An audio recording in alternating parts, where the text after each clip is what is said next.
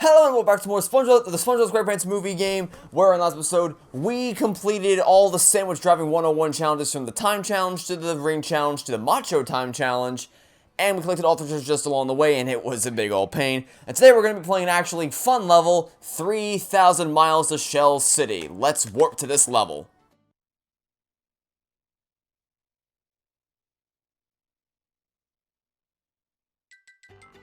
Alright, so we're back to good old-fashioned platforming level where we're actually in control of SpongeBob, and we are going to be collecting, there's 6 tasks to complete here, and we will be completing all of them, as well as collecting all 3 treasure chests. But before we do any of that, we did collect an upgrade point in the last episode, so we're going to go ahead and use that now.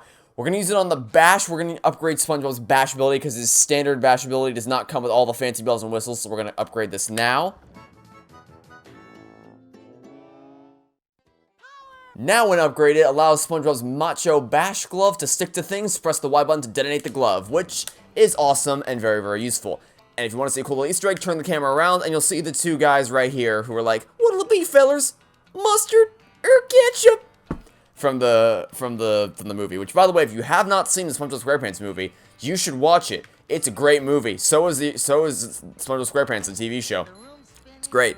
Anyway, yeah, so let's showcase this thing in action. If we press Y to swing upward and then press Y to detonate the glove, it will cause an explosion. And while it's not super useful for manipulating the environment, because obviously with this bash move we can do things such as hit the walkway we just hit to, you know, extend it. It is useful for dealing with aerial enemies such as this that Patrick is kind of having a spat with right now.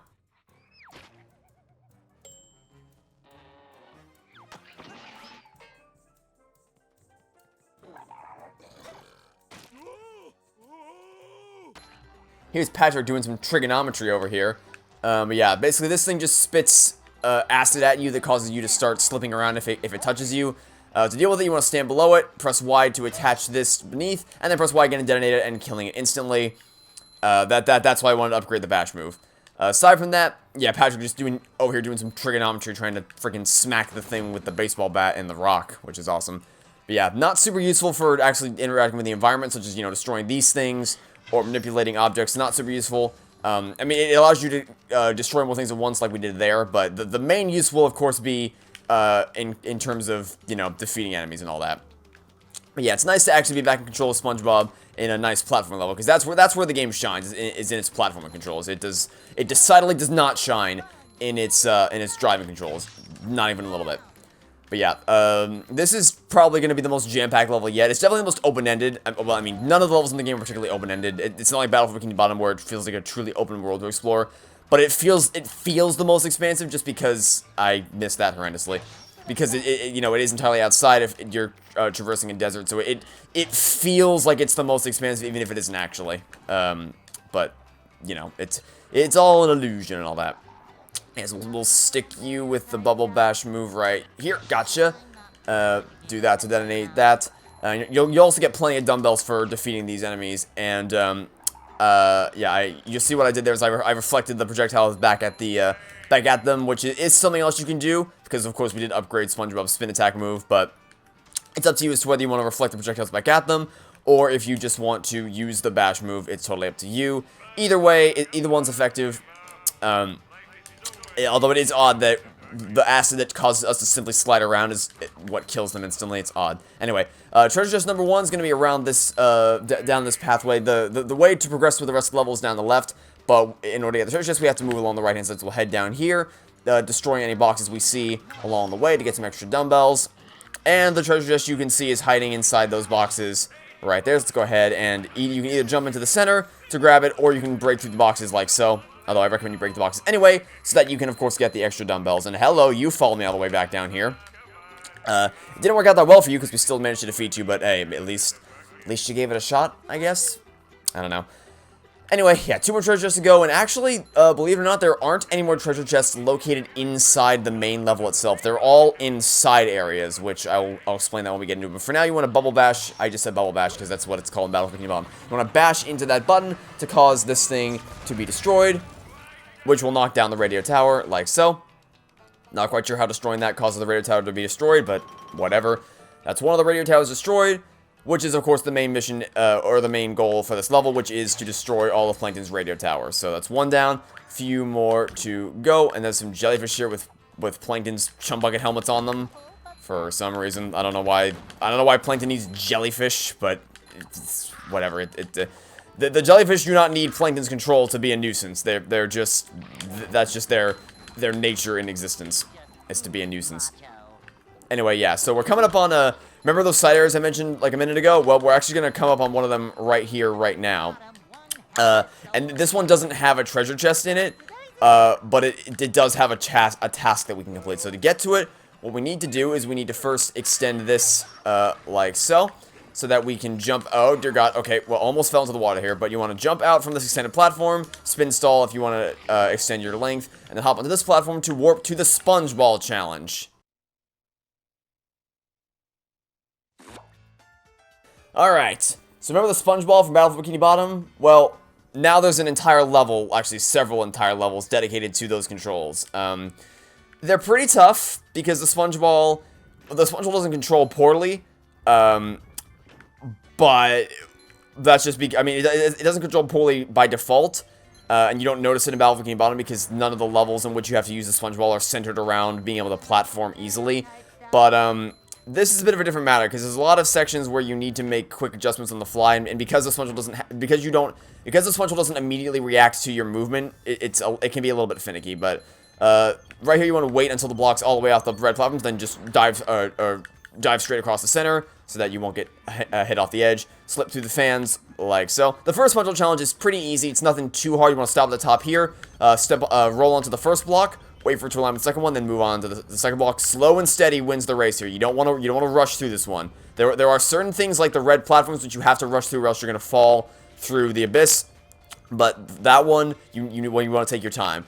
This is probably the hardest thing in the. Oh no, almost hit the red thing. You want to wait until the fan crosses the red, and then you want to immediately sprint to the other side just like this, and you'll barely make it across, and you can collect your Goofy Goober token. It's all about nailing the timing of those things. Like I said, first Spongebob challenge, pretty easy, but trust me when I say they will get much, much harder later in the game. But they're actually a good kind of challenge, you know, it's not like the driving controls, which are just abysmal, and they make you want to stop playing. But these are actually a fun challenge. Anyway, let's extend these upwards. We can hit 2 with 1 stone, hit 2 with 1 stone, kill 2 birds with 1 stone. We want to extend this one up so we can jump up to here, jump up here, and then jump out back to this platform like so. Now, there is a cave over there, and it's mighty tempting, but okay, I didn't want to actually go over there yet, game. You didn't need to knock me into the water. I do want to go over there, but not yet. We have some business to take care of first. We will be going into that cave at some point in this episode, but we got to get to the other end of this lake first. So, first things first, you want to bubble bash. I said it again, bash into this button to extend a series of platforms you can stand on. The key here is you want to wait until the steam disappears so that you know it's safe to traverse. Oh dear, that was close. Wait for the steam to go away, because the platforms won't sink under your weight, so you have plenty of time to wait for the steam to go away. And I think there's actually there's a high-value dumbbell up there. So it's there if you want to grab it. Actually, I wonder if I can. This might destroy both. Yeah, I figured it was going to destroy both. I was going to try to destroy only one, but unfortunately it didn't work out too well for us. No matter, we'll just keep on moving along. You see up there? Remember when I said there was going to be different themed versions of the enemy spawners? Well, this level's theme for the enemy spawner. It's like a saloon kind of thing. So just destroy that to make sure enemies stop spawning. Then you want to hit this button to unlock the bouncy, bouncy, bouncy task. Remember when I said we were going to go into the cave at some point? Well, that time is now. A series of trampolines has unlocked, allowing us to now traverse our way back across the lake and into that cave. And it's not too hard. The trampolines aren't on any sort of timer. You just go at your own pace. Make sure you space your jumps so that you can actually traverse the trampolines with ease. And also collect all the dumbbells along the way. And I think we might actually get enough to unlock another upgrade point here pretty soon. Let's go ahead and just a little bit further to go. And then, of course, once we traverse this gap, we will be able to get ourselves another Goofy Goober token. But don't go anywhere just yet after we get this one, because there's another Goofy Goober token waiting just behind this. Okay, well, not just behind this cave. But the Bungee challenge, if we successfully complete the Bungee challenge, we will get our hands on another thing. Also, I think I I think I just screwed up. Hold on. I screwed up accidentally. I did not intend to screw that up. Okay, so the second treasure chest. Remember when I said they were? Oh, it spawns me here. Oh, well, we're gonna go ahead and warp to the Bungee challenge, which is right over here. Remember when I said that there were treasure chests in the side areas, not on the main level? Well, this is one of the side areas where there's a treasure chest. So what you have to do here is you'll notice that there's a series of boxes lined up against the wall next to these things right here. So what you need to do is you need to destroy them in the order representative to how many boxes are there. So for instance, 1 box, 2 box, 3 boxes, 3 boxes, 4 boxes. Now, because our bash move is upgraded, we can't use that to do this because it'll destroy them all at once. We also can't jump and spin into it because it'll destroy multiple ones at once. So what you have to do is you want to jump from here and make sure you hit this one before this one. You're going to hit both in one swing. So hit this one, hit that one. There you go. And there you go. Because we hit them in the correct order, the treasure chest has spawned in and allows us to get it. So remember, you want to make sure that this is the hardest one is the number 1, because you can't jump from the side to get it or else you'll accidentally hit with the other one. So you want to jump up from here and then hit, again, demonstrate you want to hit this one and then immediately turn right to get that one. So jump, spin to hit this one and then turn right to hit it. It might take some practice to get it, but just basically you're hitting them both in one spin like this, but you want to make sure you hit the one on the left before the one on the right like this. And then once you do that, you can hit this one with ease. You can just jump out to get it like this, and then jump out to get it like that, and then the treasure chest will spawn right there. Anyway, once you get that treasure chest, you can jump out to this bungee hook right here, and the goal here is just to destroy all the targets, which is pretty easy. Just dive down towards all the targets, and that's really all there is to it here. It's nothing super complicated. The only danger here is going to be these steam events right here. You just want to wait for the steam to go back into the wall so that it's safe for you to dive down towards the targets like this. And then once you destroy all the targets, your Goofy Goober Toker will spawn all the way back up here at the top, so you can back out. Also, we got an upgrade point in that challenge, so now we can upgrade something else. And because there's no real point, I'm probably not going to upgrade Patrick's cartwheel attack. Why did I open this menu? I'm probably not going to upgrade Patrick's cartwheel attack, just because we don't really need to. I'm going to upgrade SpongeBob's health, just because, you know, we may as well.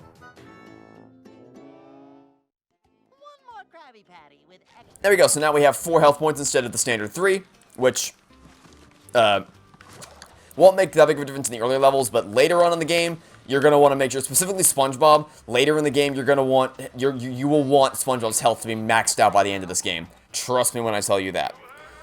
Anyway, that's that challenge complete, so now we can head up here to the top and destroy this radio tower, which is a bit tougher because, of course, it's a moving target, but not by a whole lot. It's still nothing major. So we're going to head and destroy this radio tower, and that will also open up the way forth, and we can continue on with the rest of the level. Quick progress check. At this point, you should have collected 3 of the 6 tasks available: the Spongebob challenge, the Bungee challenge, and the Bouncy Bouncy Bouncy challenge. Now we have 2 Patrick challenges, and of course the one we get for completing the main level. So 3 more to go. Also 1 treasure chest left to go, which we'll be collecting in one of the Patrick challenges. Here, just want to wait for the steam to retract back into the wall so you can make your way past them with ease. Defeat the jellyfish as you go by if you want to. Totally up to you. And now what we're going to want to do is head over there to the right-hand side. You'll see there's another bonus challenge up here. What is this going to be? It is going to be a floating block challenge. This is one of the 2 Patrick challenges I referred to earlier. So we're going to go ahead and warp here. And this is where we're going to find our 3rd and final treasure chest of the level. And this one's timed. So basically, this is a pretty fun platforming challenge. You just got to make your way across all the floating blocks in under 4 minutes. And don't worry, the time challenge is nowhere near as stressful as the driving challenges. Now, I will say, you do need to actually take a little bit of preparation here. So you want to jump out to this block right here, and then jump over to this block so that you can jump up to this block by ledge grabbing, and it'll take you straight up to the treasure chest like so. That is the 3rd and final treasure chest you can collect in this level. So now we can just focus on making our way to the end and moving across these blocks. And there's going to be plenty of hidden, well, maybe not hidden, but there's going to be plenty of special value dumbbells along the way that you can collect if you choose to. Also, there is a checkpoint. That was a little bit too close for comfort. There is a checkpoint about halfway through that you can hit, so that you won't have to do the whole level over again if you fail. It would have been nice if they put that in the driving challenge, wouldn't it have? Anyway, yeah, so this is a little bit tougher because the blocks spin, so if you jump while they're spinning, it gets you a little bit discombobulated, but for the most part, as long as you jump when they don't spin, you'll be fine. Of course, there are blocks that are spinning continuously, but they don't spin that fast, or at least most of them don't, so it's not that bad. Again, you can get the special dumbbells if you want to, but oh well, I just fell to the abyss because I got sloppy. Sloppy run on my part. I don't know what I was doing there, but fortunately, because there's a checkpoint right here, we don't actually have to worry about doing the whole thing over again. Which, yes, you do still have to continue with the amount of time you had left before you fell, but it's still way better than the stupid driving challenge. But then again, so is anything is better than the driving challenge. Anyway, yeah. We're going to steer clear, jump over here. You want to jump as this spins towards you. Jump as it spins to the left, spins towards you. Jump as it's spinning towards you once again. And we're going to have another checkpoint up here, which we can hit. Now, these blocks are different. These blocks don't spin, but they do disappear the second you touch them. So the second you land on them, they will start to shrink and disappear. And then it just, the background, the skybox of this level just goes absolutely off the walls. Insanity as we're just inside a spinning cube for some reason. But as long as you make your way across the platforms successfully, you can collect your Goofy Goober token with ease. Nice, fun little platforming challenge to complete. And there is our 12th Goofy Goober token. Now back to the main level. Only 2 more to collect before this level is concluded. One of which is a bonus Patrick platforming challenge, like I said earlier. And the other of which is, of course, the one for completing the main level. Nothing too bad. But what we're going to want to do here is we are going to want to bounce over in this direction into this little wave defense sequence right here. And you want to bash underneath these enemy spawners to destroy them, like so. That's the only way to destroy them, at least for the time being. And then once you destroy the 2 enemy spawners, we can just focus on... Actually, can I get 2 for 1 shot? I might be able to get... Yep, I got 2. 2 for the price of 1, because they were right next to each other, so I just bashed one and then detonated it so that it would destroy the rest. Nice. Anyway, now there's our secret platform challenge over here, so we're going to bash into... we're going to bash into this button right here to activate it and create a series of platforms which we can then go in either direction. We're going to go to the right-hand side. Actually, no. First, we're going to go to the left-hand side because we need to switch to Patrick. So we're going to dodge the enemy's projectiles or fail at doing that. It's fine. It's fine. We're good. We recovered. We recovered. It's all good. We're probably going to want to take you out if we can, though. So let's go ahead and detonate you. Same thing here. Detonate you because we can't defeat you as Patrick. I mean, we can, but not as easily. Switch characters. We're going to hop in here, switch to good old Patrick. And now we can make our way back across the platforms because we have one final... Hey, Spongebob, how you doing today? One final platform challenge to complete. Oh, that was risky. Okay. I was trying to do that fast because I wanted to get to the other side before the steam started up again, but it was a bit of a risky move on my part. Anyway, we're going to jump out here. And the Patrick Gets Steam task is now open to play. So we're going to jump out and press the Y button to swing on this ice block right here. As a gentle reminder, yeah, you just jump and press Y to swing on the ice block. We learned that in the second level of the game. And that's all you need. That's the only reason why we really need Patrick for this section is because we need to be able to swing on that ice block to make your way further throughout this level. And that's pretty much it. The rest of this could be done with SpongeBob. In fact, it could be done much easier with SpongeBob because with SpongeBob, of course, you can spin stall. And I just fell into the thorns because I couldn't save myself after I hit the steam, which is odd because I was standing on the platform, but it still knocked me down, which is unfortunate. But it's not that big of a deal to make my way back, so not too bad. And the end of the level, I guess I should mention, is actually right here. Like after we get this Goober token and we go back to where the steam wasn't even there, but I still got hit by it. Nice. Well, after we go back to where that time the steam was there and I didn't get hit by it, and I just slid right off the platform. Yep, that sure happened. Let's try this again, but this time without that happening and without us sliding off the platform. Yeah, just once you make it across these platforms, hopefully the steam won't screw you over and hopefully you won't slide off the platform. You can collect your Goofy Goober token nice and easy. And now, as I said, this is basically the end of the level, so we're going to jump back into this teleport box, head over to where we switched back to Patrick, and we just got to hit those 3 buttons. You can see them floating in the distance, being held up by some balloons. Once we hit those 3 buttons with SpongeBob's bash move, that will signal the end of the level, and then also signal the end of the episode. And next episode, we're going to have a level that is similar to the driving levels, but much, much better. I mean, it's still obvious padding, but at least the gameplay is more enjoyable than the stupid driving controls. So, comparatively at least. But anyway, once you hit all 3 buttons, that will signify the end of the level. Just gotta hit this last button, or I'm gonna miss horrendously. Come on, hit it. There we go. And that is level over.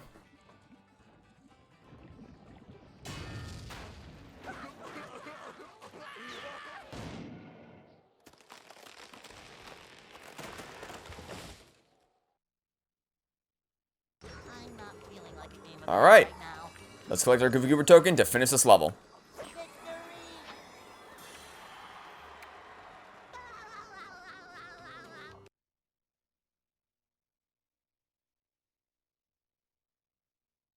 I found one last spot with those ugly Plankton propaganda towers. Use whatever you can find to knock them down.